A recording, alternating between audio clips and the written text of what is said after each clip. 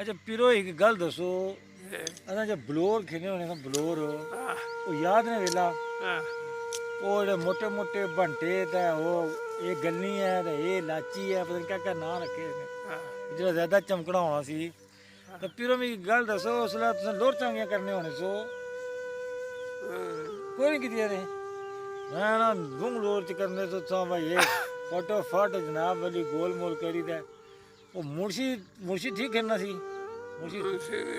मुर्शी का बड़ा ना साढ़े तो ये असा खेने होने सा जरा बलोर पीरो ते ये भलाई तलाई ना ते गल करना सी निशाना इयां बने थोड़ा जो मुंह डिंगा करना बनना सी निशाना ठीक सी निशाना ठीक सी तो वो जिस तरह समझना सी ना भाई हुण कम ठीक टुरी पिया था है जी वो जी बन नहीं होने होने 2 बन 4 बन 6 बन ये बताओ भाई वो 10 बन करी होना सी जने फटफट मुक्का कम तुसा फिर विकेट अल्लाह खेड़िया को नहीं क्रिकेट थोड़ा बता क्या मतलब बैट्समैन सो या बॉलर सो फील्ड करने सो दुबई जाने से तुसा की खाली ते कपड़े कुछ सवाने सारी जिंदगी इतने ते लम्मे जड़े कौन सी ना इसने साकब ये कुत्ता ना गुजखान है ना साकब गुजखान वाला ये शुरू तो इसका बोलूं परवेज ना भरा था ये लम्मे गया अपने सुहाने इतने इतने लम्मे ये शौक सी सोहनी गल की ने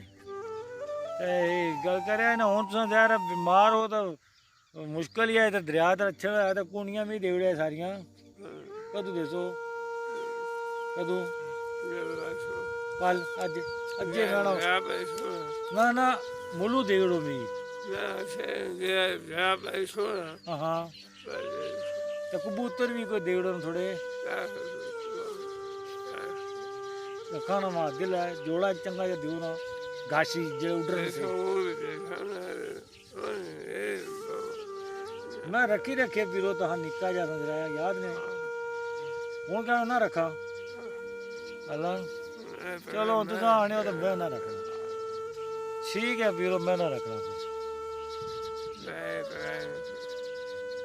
बहरहाल अल्लाह खैर करे दरिया इन्ना अगले देने चाहिए जैसी थे तुम एक जरा जोसा अग्गे मचवा तू कि अग्गे पर छाम हो सी नहीं तो बैसा तो कुंडी शुंडी सिटसा दुआ करे मतलब तुसारी दवाई ना कोई मच्छी आई जाए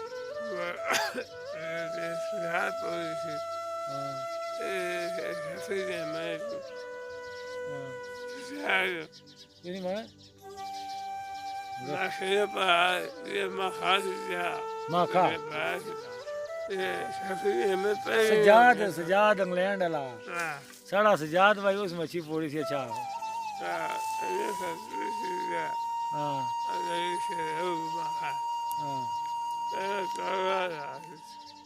तगड़ा दाना लगा बड़े अरसे नहीं गल कड्डी ने फिर अस ज्यादातर मुड़ी इसने रहे लगनी को नहीं